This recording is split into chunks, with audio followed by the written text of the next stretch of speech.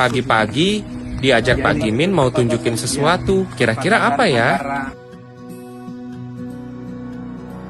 Ternyata mau tunjukin jalan aspal baru, bantuan dari Pak Rofik.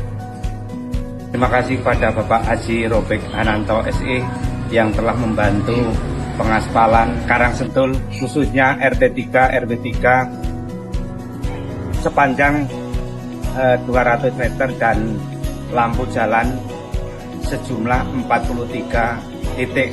Semoga bantuan ini bermanfaat kepada masyarakat, khususnya RT 3 dan RW 3. Matur nuwun Pak Haji Rofik.